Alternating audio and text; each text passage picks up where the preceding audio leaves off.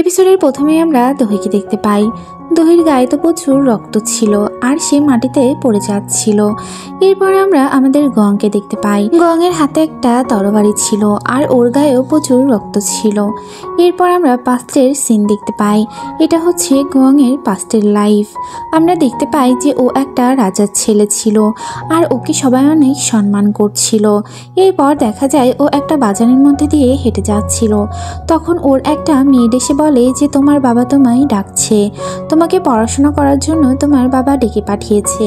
কিন্তু ও তো না করে দেয় আর এইখানে ওর নাম থাকে ওয়াইসিন। তখন ওয়াইসিন তো বলে দেয় যে আমি এখন পড়াশোনা করব না।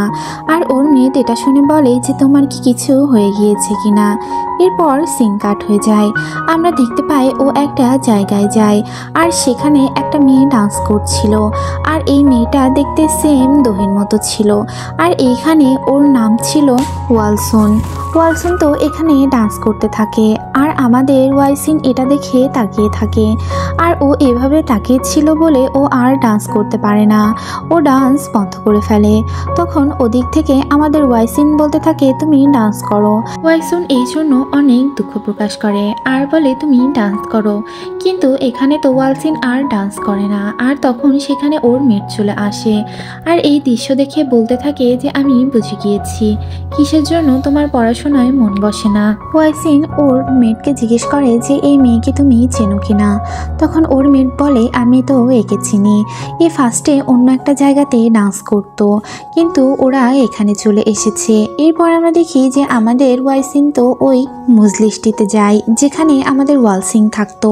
ওয়ালসিং ওকে দেখে সেখান থেকে পালিয়ে যায়।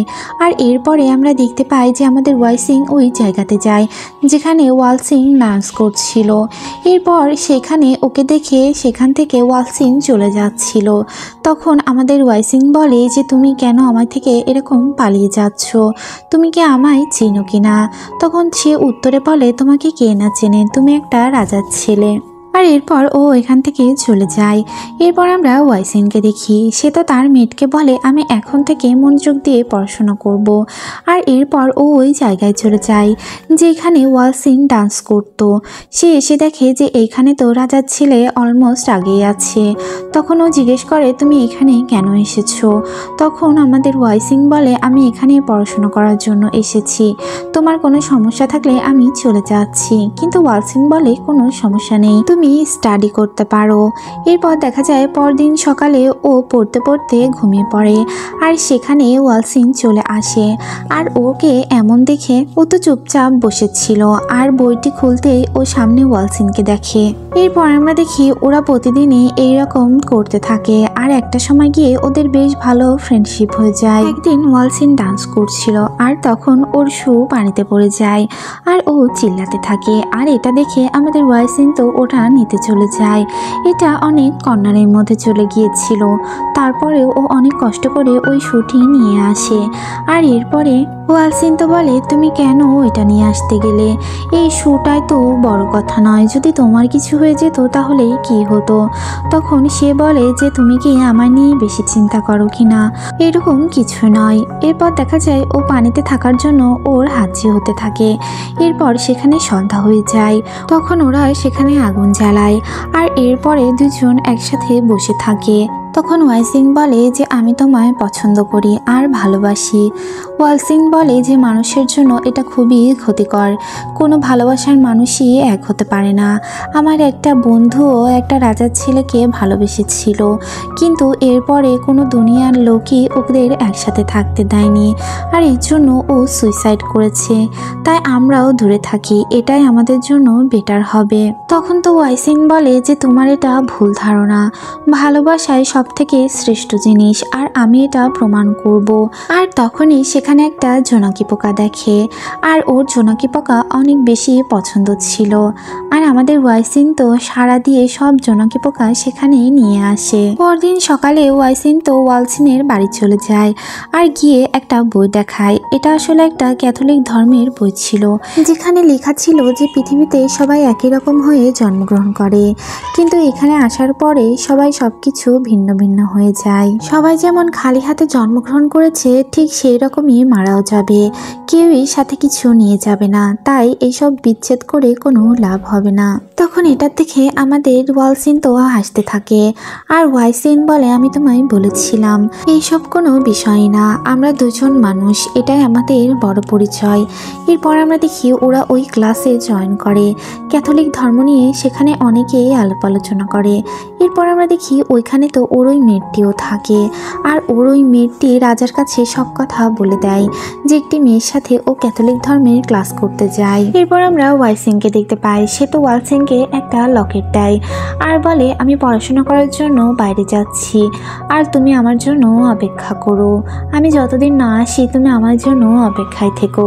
এরপর সে তো রাজ্যের বাইরে চলে যায়। এরপর আমরা দেখতে পাই যে রাজা এই খবরটি চারদিকে ছড়িয়ে দেয় যে ক্যাথলিক ধর্ম নিয়ে এখানে সবাই আলোচনা করছে আর কেউ কেউ লুকিয়ে ক্লাসও করছে। এগুলি শোনার পরে গ্রামের সবাই তো ওদের ঘরবাড়ি পুড়িয়ে দেয় আর ওদেরকে মেরেও দেয়। এরপর দেখা যায় রাজা আরও একটি প্ল্যান করে, সে বলে এভাবে মারলে সবাই মারা যাবে, তাই এর উদ্যোক্তাকে মারতে হবে। তখন সে বলে এর উদ্যোক্তা হচ্ছে ওয়ালসিন। তখন ওকে ধরে আনা হয় আর ওকে প্রচুর মারা হয়। ওর গলায় ওই লকেটটি তারা দেখতে পায় আর বলে, এটা তো তোমার হতে পারে না, এটা তোমায় কে দিয়েছে? তখন ও বলে, এটা আমারই। ওরা ওই লকেটটি ওর থেকে নিয়ে নেয় আর ওকে মারার জন্য একটা জায়গায় নিয়ে যাওয়া হয়। আর তখনই ওয়ালসিনও শহরের মধ্যে ঢুকে। সে জানতে পারে যে ওয়ালসিনকে এরকম বেঁধে রাখা হয়েছে আর তাকে মেরে দেওয়া হবে। সে আস্তে আস্তে ওরা ওয়ালসিনকে মেরে ফেলে আর ও এসে ওকে জড়িয়ে ধরে আর কাঁদতে থাকে। ওয়াইসন অনেক বেশি রেগে যায়, ও আগুনের মতো পড়তে থাকে আর তরবারি নিয়ে ওইখানে থাকা সবাইকে মেরে দেয়, ওর মেয়েটকেও মেরে ফেলে।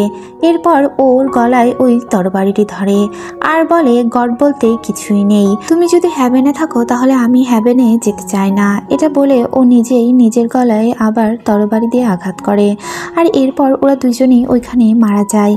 এরপর আমরা দেখি যে এদিকে তো আমাদের গোয়াংয়ের ঘুম ভেঙে যায় আর ও তখন বুঝতে পারে যে ও ওর ভালোবাসার জন্য অনেক মানুষকে মেরে ফেলেছে আর ওর জন্যই দুহি মারা গিয়েছে।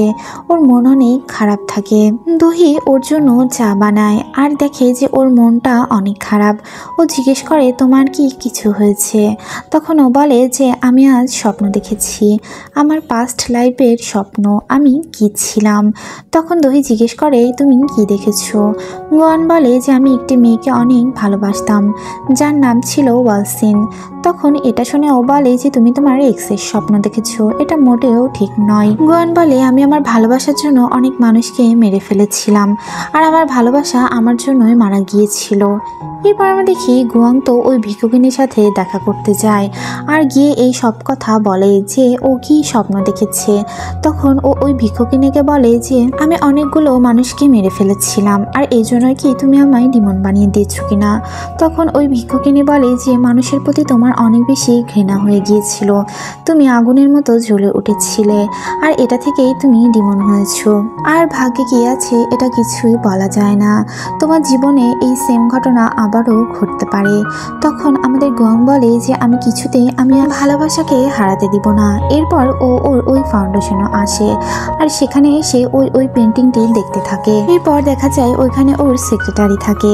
ওর সেক্রেটারি বলে, তোমার কি মন খারাপ কিনা? তোমার মনে হচ্ছে তুমি তোমার পাস্ট লাইফের সব কিছুই জেনে গিয়েছো। তখন ও বলে, আমি একটা স্বপ্ন দেখেছি আর সব কথাই ওকে বলতে থাকে। এরপর আমরা দুহিকে দেখি, দুহি এগুলো নিয়ে ভাবছিল।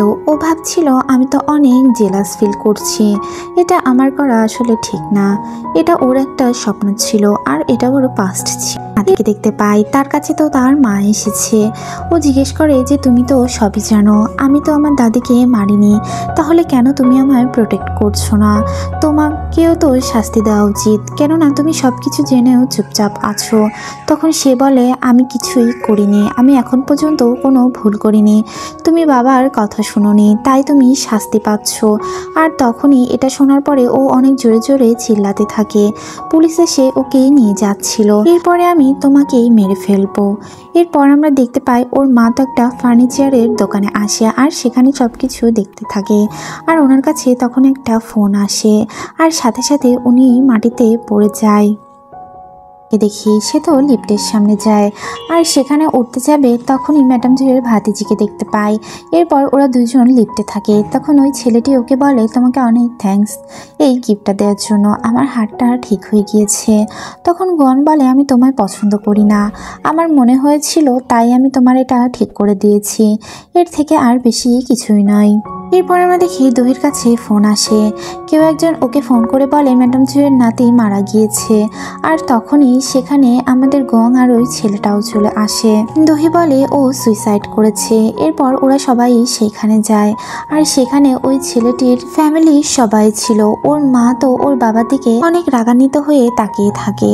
এরপর দেখা যায় উনি ওয়াশরুমে যায় আর গিয়ে নিজের হাত ধুইতে থাকে আর দেখে যে ওর হাতে অনেক বড় একটা ক্ষত ছিল। এরপর আমরা দেখি যে ওনার কাছে ম্যাডাম জুয়ের ভাতিজি আসে আর একটা পানির বোতল নিয়ে আসে আর বলে আপনি কি ঠিক আছেন কিনা। এরপর আমরা ম্যাডাম জুয়ের ছেলেকে দেখতে পাই, সে তো কান্না করছিল, তার এটা একটা অভিনয় ছিল। তার কাছে দহি যায় আর যাওয়ার পরে ওই লোকটি বলে আমি জানতাম না যে তুমি আসতে পারো। তখন দহি বলে কিভাবে আসতাম না, ম্যাডাম জুয়ের যে হত্যা করেছে তাকে কিভাবে না দেখে পারি। তখন সে বলে যে সব কিছু ভুলে যাও, আমি জানতাম না আমার ছেলে এভাবে একটা মনস্টার হবে আর এর জন্য আমি দায়ী নই, আমাদের এক হওয়া উচিত, এই কোম্পানিটা আমাদের একসাথে চালানো উচিত। তখন দহি বলে এই মোমেন্টে এসে তুমি এই কথাগুলো কিভাবে বলতে পারো। তখন ওই লোকটি বলে তোমার বাবা আর আমার মা অনেক কষ্ট করে এই কোম্পানিটা দাঁড় করিয়েছে, তাই আমাদের উচিত এটার পিছনে কাজ করা। এরপর দেখা যায় দহি কথা না বলে সেখান থেকে চলে যায়। এই কথাগুলো তো ম্যাডাম জুয়ের মেয়েও শুনতে পেয়েছিল। তখন সে তার ভাইয়ের কাছে ছুটে আসে আর এসে বলে তোমার ছেলেই আমার মাকে মেরেছে, এটা কেন তুমি আমাদের বলনি। তখন তো তার ভাই তার বোনকে জড়িয়ে ধরে আর বলে এগুলো এখন ভুলে যাও, আর আমরা এখন দুজন আছি, আর আমার বলতেও আর কেউ নেই আর তোমার বলতেও কেউ নেই, তাই আমাদের এক হয়ে যাওয়া উচিত। আর দূর থেকে এগুলো তো ওর বউ দেখতে পাচ্ছিল। তখন দহি বলে আমি আর এগুলো দেখতে চাই না, আমার এখান থেকে নিয়ে চলো। গোয়ান তো ওকে গাড়িতে করে নিয়ে যাচ্ছিল। ওরা তো ম্যাডাম জুয়ের কবরের কাছে যায় আর সেখানে যাওয়ার পরে দহি বলে যে সব কিছু শেষ হয়ে গিয়েছে, তুমি চেয়েছিলে যে আমি ভালো থাকি আর এই জন্য এখন থেকে আমি চেষ্টা করব যাতে আমি ভালো থাকতে পারি। গোয়ান এই কথাগুলো শুনতে থাকে আর ওর পাস্ট লাইফের কথাও ওর মনে হতে থাকে।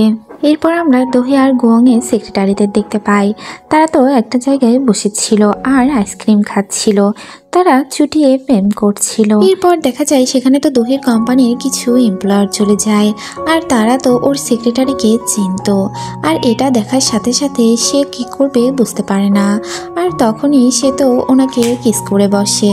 আর এইগুলো ওই এমপ্লয়াররা দেখে তাড়াতাড়ি সেখান থেকে চলে যায়। এরপর আমরা গংদের ওইখানে কাজ করে ওই মেয়েটাকে দেখতে পাই, ওর তো আজকে ডান্স কম্পিটিশন থাকে আর সেখানে অনেক লোকও থাকে। ওইখানে আমরা দেখতে পাই যে গুয়াং আর দহি চলে যায়। দহি তো গিয়ে ওই মেয়েটিকে অনেকগুলো ফুল দেয়। তখন ওই মেয়েটি বলে আমি যেখান থেকে চলে যাব, আমি কোরিয়াতে আর থাকবো না, আর এতে করে তোমাদের আর কোনো প্রবলেম হবে না, আর আমি তোমাদের জন্য অনেক বেশি খুশি, আমি যাই করেছি না করেছি আমাকে এর জন্য ক্ষমা করে দিও। এরপর আমরা দেখি দহি আর গুয়াং তো ডান্স শুরু হওয়ার আগে সেখানে গিয়ে বসে থাকে আর ওই মেয়েটি ওদের দূর থেকে দেখতে থাকে। সেখানে তো আমাদের গোয়াংয়ের সেক্রেটারিও ছিল। তখন ওই মেয়েটি বলে আমি ডান্স করা শিখেছি শুধুমাত্র গোয়াংয়ের জন্য, ও ওই ছবিটির দিকে তাকিয়ে থাকতো, তাই আমি ভেবেছিলাম আমি এরকম ডান্স করলে ও আমার দিকে এভাবে তাকিয়ে থাকবে, কিন্তু এরকম কিছুই হয়নি, ও তো দহিকেই দেখে, ও দহিকে অনেক বেশি ভালোবাসে। এরপর দেখা যায় ও ডান্স করতে সেখানে চলে যায় আর ও সুন্দর ডান্স করতে থাকে আর আমাদের গোয়াং তো এইগুলো দেখতে থাকে আর ওর ওয়ালসিনের কথা মনে হতে থাকে যে সেও এরকম ডান্স করত আর ওর পাস্ট লাইফের সব সুন্দর মুহূর্তগুলো মনে হতে থাকে। এইগুলো মনে করে ওর চোখে পানি চলে আসে। তখন গোয়াং দহিকে বলে যে আমি আমার ভালোবাসার জন্য অনেক মানুষকে মেরে ফেলেছিলাম। তখন দহি বলতে থাকে এর পিছনে হয়তোবা নিশ্চয়ই কোনো কারণ ছিল আর এই জন্যই তুমি হয়তোবা তাদের মেরে ফেলেছিলে। তখন গোয়াং বলে পাস্ট লাইফে আমার জন্য আমার ভালোবাসার মানুষটি মারা গিয়েছিল, আমি চাই না এখনো এরকম হোক যে আমার জন্য তুমি বিপদে পড়ো। তখন দহি বলে যে এরকম কিছুই হবে না, যদি মরতে হয় তাহলে আমি তোমার সাথে থেকেই মরবো, তোমার দূরে থেকে নয়। এগুলি শোনার পরে আমাদের গোয়াং তো মনে মনে চিন্তা করে নেয় যেভাবেই হোক ও ওর ভালোবাসাকে এবার বাঁচাবেই। এরপরে সেখানে আমরা একটা কাহিনী দেখতে পাই। সেখানে তো ম্যাডাম জু দাঁড়িয়েছিল আর আমাদের দহির বাবা মার অ্যাক্সিডেন্ট হয়ে গিয়েছিল, আর এখানে আরও একজন উপস্থিত ছিল, আর সে হচ্ছে গোয়ান। আর তার হাতে ওই কন্ট্রাক্ট পেপারটিও ছিল, আর ওই পেপারটি ওইখানে জ্বলে যাচ্ছিল। গোয়াংকে তো ওই দিন ম্যাডাম জু দেখে ফেলেছিল। আর এই মুহূর্তে সেই আমাদের এই এপিসোডটি শেষ হয়ে যায়। ড্রামাটি ভালো লাগলে চ্যানেলটিকে সাবস্ক্রাইব করুন, লাইক করুন, কমেন্টস করুন, আর পরবর্তী এপিসোড দেখার জন্য চ্যানেলটির সাথেই থাকুন। Thanks for watching. Allah Hafiz.